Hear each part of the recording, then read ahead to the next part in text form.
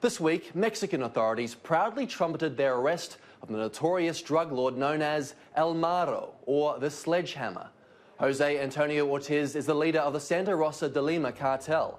He and his gang have been terrorizing the state of Guanajuato for years.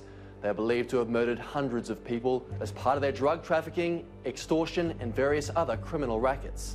El Marro's arrest is seen by some analysts as a small victory in the larger drug war Mexico's leaders are roundly losing. More than 300,000 men, women, and children have been killed in drug-related violence in less than 15 years. Last year, around 90 were killed each day. So how can authorities turn it around? How can they end the mass death and stamp out Sledgehammer's ilk once and for all?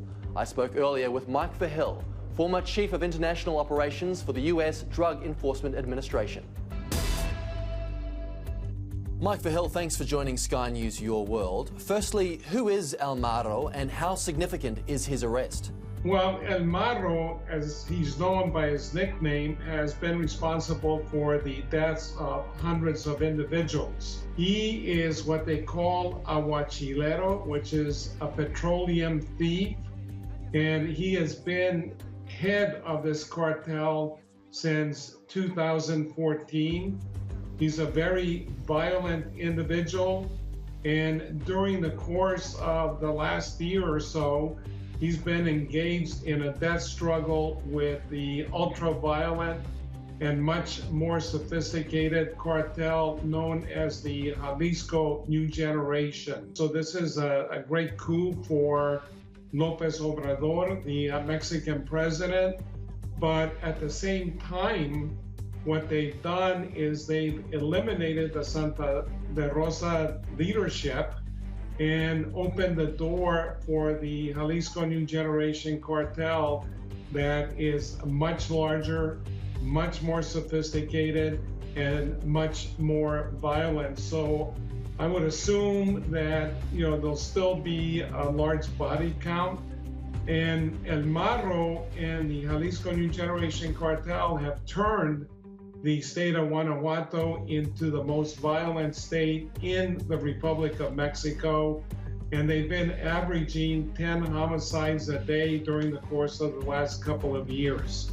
A few months ago, we saw Mexican security forces rather embarrassingly release the son of notorious drug lord El Chapo due to the fact they were outgunned by cartel members. We've also seen pictures of cartels showing off military-grade weapons and armoured vehicles. So can you give us a sense of the state of play in the war on drugs in Mexico? How much of a handle do Mexican authorities have on the problem? Well, Mexico has become a battleground for many cartels. And I'm talking about the entire Republic of Mexico. And that release caused a lot of major problems for Mexico, simply because now the cartels know that if a member of their organization is captured, all they have to do is generate a lot of violence and the government will probably capitulate and release that individual. So we have a horrible situation in Mexico, and unfortunately the Mexican president does not want to confront these cartels in so many ways. And the only thing that these cartels understand is force.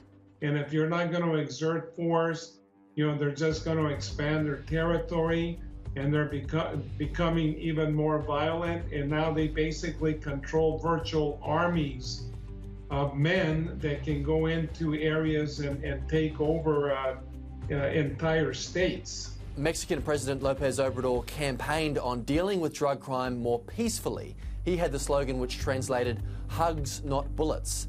Has his administration actually been much different in their approach? The president's strategy of abrazos y no balazos has basically been opined by the cartels as weakness on the part of the government. And again, they're basically doing what they want to do. There's, they no adherence to the rule of law. and they operate with complete impunity. If the so-called kingpin strategy of the mid-2000s didn't work and the hugs not bullets strategy isn't working, what can be done to solve the problem? Well, I think that the United States government, along with Mexico, has to create a more comprehensive strategy in terms of combating, these cartels. Number one, the United States has got to reduce the consumption of drugs coming in from Mexico and other countries. And we also have to stop the flow of weapons. At the same time, Mexico has got to revamp its judiciary because it's highly corrupt, and very few drug traffickers or criminals are prosecuted in Mexico. They also need to revamp their state and local police forces because they're rife with corruption